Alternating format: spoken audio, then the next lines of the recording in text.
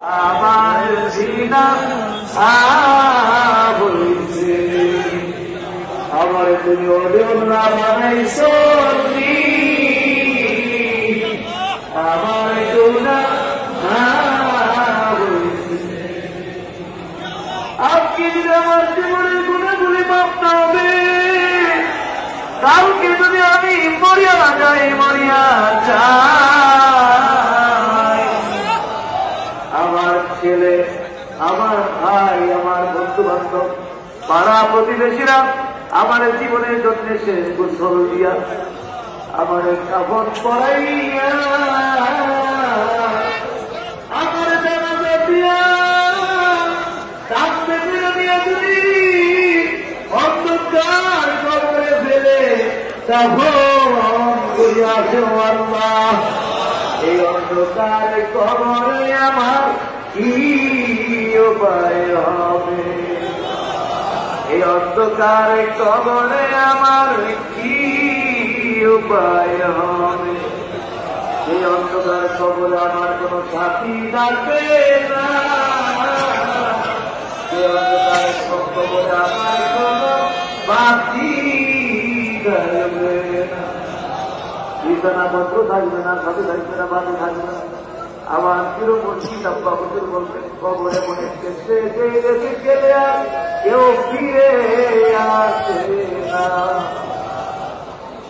কবরে মধ্যে কারো কবরে কেউ যাবে না, বাবার কবরে আদরে ছেলে যাবে না, ছেলের কবরে আদরের বাবা যাবে না, মার কবরে মেয়ে যাবে না, মেয়ে কবরে মা যাবে না, স্বামীর কবরে আদরের দিদি যাবে না, দিদির কবরে স্বামী যাবে না। যার যার আমল তার তার কবরে, এই অন্ধকার কবরে যদি আমার একা রেখে দাফন করিয়া কেউ আল্লাহ, অন্ধকার কবরে আমার কি উপায় হবে? এই জীবনে আর গুনাহ করব না, হাসরের দিনে গুনাহগার কইলা দাগ দিও না, হাসরের দিনে নবীর সামনে শরম দিও না, এ জীবনে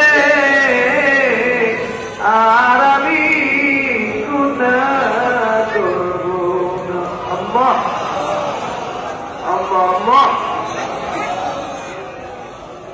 জিকিরটা করিয়া করিয়া জারি হয়েছে, তিনি একটু খেয়াল করে।